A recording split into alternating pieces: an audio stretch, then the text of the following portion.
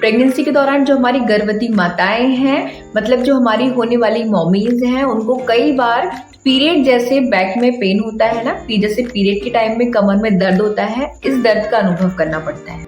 और 80% ऐसी गर्भवती महिलाएं हैं जिनको प्रेगनेंसी के दौरान पीरियड जैसा कमर में दर्द होता है। ये बहुत कॉमन समस्या है। लगभग 80% महिलाएं, जैसे कि मैंने आपको अभी बताया, इस समस्या से परेशान रहती हैं प्रेगनेंसी के दौरान। तो आज मैं आपको पीरियड जैसा जो प्रेगनेंसी के समय पे दर्द होता है कमर में, उसका क्या कारण है, उसके क्या लक्षण हैं, कब वो सीरियस हो जाता है, कब आपको डॉक्टर से मिलना चाहिए उसके लिए। इसके अलावा आपको ऐसे कौन से घरेलू उपचार हैं जिनको अपनाकर आप अपने जो कमर में दर्द हो रहा है उसको कम कर सकते हैं। तो वीडियो को शुरू करते हैं, लेकिन वीडियो को शुरू करने से पहले अगर अभी तक आपने मेरे चैनल को सब्सक्राइब ना किया हो तो प्लीज नीचे दिए हुए बेल बटन पे प्रेस करके मेरे चैनल को सब्सक्राइब जरूर करिएगा, जिससे मैं जितनी भी new health related videos upload करती हूँ अपने चैनल पे उनकी नोटिफिकेशन आपको बिना किसी देरी के मिल पाए। चलिए वीडियो को शुरू करते हैं बिना किसी देरी के। देखिए, गर्भावस्था के दौरान हमारी जो कमर में दर्द होता है उसके बहुत सारे कारण हो सकते हैं। एक तो उसका जो हमारी बॉडी में फिजिकल चेंजेस हुए हैं उसके कारण हो सकता है, या फिर हमको कोई दूसरा रोग है जिसके बारे में हमको पता नहीं है, उसके कारण भी हमको कमर में दर्द हो सकता है। तो सबसे पहले मैं आपको बताऊंगी कि जो मेन जेन्युइन है कि हमको जो फिजिकल चेंजेस हुए हैं उसके कारण दर्द हो रहा है, तो वो क्यों हो रहा है, उसकी क्या कारण है। सबसे पहला ये हो सकता है कि जो आपका प्रेगनेंसी के दौरान वजन बढ़ता है, मतलब आपके बढ़े हुए वजन के कारण भी आपको कमर में दर्द हो सकता है, क्योंकि प्रेगनेंसी के दौरान जो हमारा वजन होता है वो जनरली 8 से 10 किलो बढ़ना चाहिए। लेकिन कई बार ये देखने में आता है कि जब महिलाएं प्रेग्नेंट होती हैं तो प्रेगनेंसी के दौरान उनका जो वजन है वो 8 से 10 किलो बढ़ने की बजाय ज्यादा बढ़ जाता है और तेजी से महिलाएं वेट गेन करती हैं। और इसी बढ़े हुए वजन के कारण जो हमारी रीढ़ की हड्डी है उस पर हमारा प्रेशर पड़ता है, जिसके कारण हमको बैकएक होने लगता है और सीवियर बैकएक होता है। इसके अलावा कई बार एक ही पोजीशन में खड़े होने के कारण भी हमको बैकएक हो जाता है। इसके अलावा अगला कारण ये हो सकता है कि कई बार हमारा जो पोस्चर होता है वो गलत होता है, मतलब जो हमारे खड़े होने का तरीका होता है या हमारे जो चलने का तरीका होता है वो गलत होता है। कई बार हम जबरदस्ती अपने पेट को आगे करके हमारी रीढ़ की हड्डी पर प्रेशर देते हैं, जिसके कारण हमारा पोस्चर बिगड़ता है और हमारी कमर में तेज दर्द होता है। इसके अलावा कई बार हमारी जो साइटिका नर्व होती है उसमें प्रेशर पड़ने लग जाता है बढ़े हुए यूट्रस का, मतलब बढ़े हुए वजन का, जिसके कारण भी हमको कमर दर्द की समस्या हो सकती है। तो अब हम बात करेंगे कि ऐसे कौन कौन से घरेलू उपाय हैं जिनको अपनाकर आप अपने कमर दर्द की जो हो रही समस्या है उससे आराम पा सकते हैं, उससे छुटकारा पा सकते हैं। अगर आप मेरे बताए हुए टिप्स को अपनाएंगे तो आपको 99% आराम मिलेगा। सबसे पहले मैं आपको बताऊंगी कि आपको प्रेगनेंसी के दौरान अगर कमर दर्द हो रहा है तो आप अपने कमर दर्द को दूर करने के लिए सिकाई कर सकते हैं। तो सिकाई आप गर्म भी कर सकते हैं और ठंडी भी कर सकते हैं, जिसमें आपकी श्रद्धा हो और वो सिकाई कर सकते हैं। जैसे अगर आप गर्म पानी की सिकाई करना चाहते हैं तो आप एक कांच की बोतल में गर्म पानी भर लीजिए, या फिर आजकल तो सिकाई के लिए पैड आते हैं, उनमें आप पानी भर के अच्छे से सिकाई कर सकते हैं। इसके अलावा अगर आप ठंडी सिकाई चाहते हैं तो आप जो आइस पैक आते हैं उसमें अच्छे से कपड़े को बांधकर भी आप सिकाई कर सकते हैं। दोनों सिकाई में आपको बराबर रिलैक्स मिलेगा। इसके अलावा आप मैटरनिटी बेल्ट का इस्तेमाल कर सकते हैं। मैटरनिटी बेल्ट का इस्तेमाल करने से भी जो आपकी पीठ वाला एरिया है बैक साइड का, उसमें भी सहारा मिलता है, जिससे आपकी जो मांसपेशियों में दर्द हो रहा है उससे आपको आराम मिलेगा। इसके अलावा थर्ड उपाय मेरे पास है आपके लिए बहुत अच्छा सा, कि अगर आपको ज्यादा कमर में दर्द हो रहा है तो आप मालिश का सहारा भी ले सकती हैं। मालिश करने से भी आपकी जो मांसपेशी है उनमें पेन रिलीज होता है।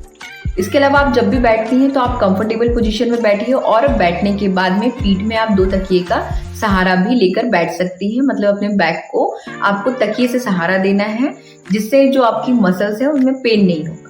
तो नेक्स्ट है कि आपको सबसे पहले अपनी जीवन शैली में सुधार लाने की जरूरत है, जो मैं अपने हर वीडियो में कहती हूँ कि जो प्रेग्नेंट मदर है उनको अपनी जीवन शैली में सुधार लाने की बहुत आवश्यकता है। जैसे सबसे पहले तो आप बाहर का खाना बंद कर दीजिए और हमेशा हेल्दी फूड खाइए। इसके अलावा आपकी कमर में अगर दर्द बना रहता है तो आप अपने जो डेली रूटीन में उसमें आप योगा, एक्सरसाइज, मेडिटेशन ये शुरू कर दीजिए। अगर आपको कोई कॉम्प्लिकेशन पहली डिलीवरी में नहीं रहा है या फिर आपको अभी कोई कॉम्प्लिकेशन नहीं है तो जो आपके गायनेकोलॉजिस्ट हैं, मतलब जो आपके डॉक्टर हैं, उनसे आप पहले सजेशन ले लीजिए कि क्या आप योगा कर सकती हैं और आप कौन कौन से ऐसे योगा हैं जो वो अगर आपको सजेस्ट करती हैं तो आप वो योगा कर सकती हैं। तो कुछ ऐसे हल्के-फुल्के योगा हैं जो आपको करना चाहिए, जैसे गहरी सांस लेना, लोम-विलोम करना, इस तरह के आप कुछ योगा कर सकते हैं। इसके अलावा भी आपके जो डॉक्टर आपको परमिशन देते हैं या योगा सजेस्ट करते हैं, आप उन योगा को भी रेगुलरली कर सकते हैं। इसके अलावा आपको मेडिटेशन करना चाहिए, मेडिटेशन भी आपके लिए बहुत अच्छा है। मेडिटेशन आपके लिए बहुत बेनिफिशियल हो सकता है, तो आपको एक बार ट्राई ज़रूर करना चाहिए। इसके अलावा आप 2-2 घंटे में वॉक कर सकती हैं, हल्का-फुल्का चलना चाहिए आपको। चलना, वॉक करना नॉर्मल डिलीवरी के लिए बहुत ज़रूरी है, इसीलिए आपको एक हेल्दी प्रेगनेंसी के लिए, हेल्दी नॉर्मल डिलीवरी के लिए भी आपको वॉक करना बहुत ज़रूरी है। तो आप हर 2-2 घंटे में अपना वॉक कर सकती हैं। इसके अलावा आपको अपना पोस्चर ठीक करने की बहुत ज़रूरत है, क्योंकि जो मेनली कई बार जो बैक में पेन होता है प्रेग्नेंट महिलाओं को, वो सबसे बड़ा कारण होता है उसका पोस्चर। क्योंकि महिलाएं जो होती हैं जब वो चलती हैं तो वो अपना जो बेबी होता है उनका पूरा वजन अपने बैक पे दे देती हैं और पीछे की तरफ जो झुक कर चलती हैं, जिसके कारण जितना भी वजन होता है वो पूरा बैक में आ जाता है और कमर दर्द सीवियर होने लगता है। इसीलिए जब भी आप चलती हैं स्ट्रेट चलिए, जब भी आप बैठती हैं स्ट्रेट बैठिए, अपने पोस्चर में स्पेशली ध्यान दीजिए। प्रेगनेंसी के दौरान आपको हील नहीं पहनना है, जैसे कि मैंने आपको शुरू की वीडियो में बता दिया है। आपको हील वाले स्लीपर, हील वाले सैंडल और ये स्लिपली जो शूज़ हैं उनको नहीं पहनना है, क्योंकि कई बार आपको गिरने के चांसेस भी हो सकते हैं। इसके अलावा आपको अपने खान-पान, अपना जो बैलेंस डाइट है उसमें ऐसी चीज़ों को शामिल करना है जिसमें भरपूर मात्रा में पोषक तत्व हो, जिनमें भरपूर मात्रा में आयरन, विटामिन, मल्टीविटामिन ये सब चीज़ें हों, क्योंकि इनका भी सीधा असर आपके कमर दर्द से हो सकता है। क्योंकि प्रेगनेंसी के दौरान जो आपको बैकएक हो रहा है, कमर में दर्द हो रहा है, उसका सबसे बड़ा कारण हो सकता है कैल्शियम और विटामिन D3 की कमी। इसके अलावा भी आपको कैल्शियम के नेचुरल सोर्सेज भी लेना है, जैसे दूध, दही, पनीर, छाछ, टोफू, बादाम, इन सब चीज़ों में भी भरपूर मात्रा में कैल्शियम होता है। ये डाइट को आप अपने खाने में शामिल करिए और अपने कैल्शियम को मेंटेन करके रखिए। इसके अलावा कई बार हम कोई भारी सामान को गलत तरीके से उठा लेते हैं, गलत तरीके से झुक जाते हैं, जिसके कारण भी हमें कमर में दर्द होने लगता है। तो इस चीज़ का ध्यान रखिए कि अपना जो मेन चीज़ है पोस्चर, उसको बना के रखिए। मतलब अगर आप झुक भी रहे हैं तो अपनी कमर का ध्यान रखिए, कमर को स्ट्रेट रखिए। ज़्यादा लंबे समय तक आपको खड़े नहीं रहना है, ज़्यादा लंबे समय तक आपको बैठना नहीं है। इस चीज़ का स्पेशली ध्यान रखिए और भरपूर नींद लीजिए, खुश रहिए, म्यूज़िक सुनिए, म्यूज़िक से अच्छा कुछ नहीं होता है।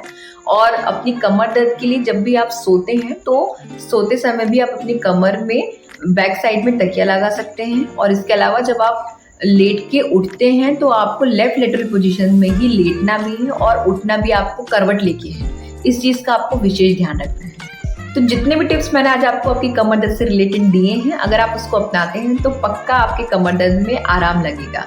और अगर आपको कमर दर्द से रिलेटेड या प्रेगनेंसी में किसी भी चीज़ से रिलेटेड मन में कोई भी डाउट रहता है, कोई भी क्वेश्चन रहता है, ऐसी चीज़ जो आप दूसरों से नहीं पूछ पा रहे हैं, तो आप मुझे मेरे कमेंट बॉक्स में कमेंट करके भी पूछ सकते हैं। मैं हमेशा आपके कमेंट्स को रिप्लाई ज़रूर करती हूँ।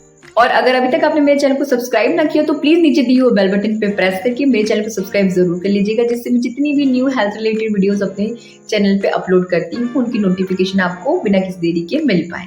मेरे वीडियोस को शेयर ज़रूर किया करिए, क्योंकि अगर आप शेयर करते हैं तो हो सकता है किसी ज़रूरतमंद को मेरा ये वीडियो मिले और उसके लिए ये हेल्पफुल हो, क्योंकि ये हेल्थ रिलेटेड वीडियो है। और स्वस्थ रहिए, मस्त रहिए, अपना ख्याल रखिए। जय हिंद, जय भारत।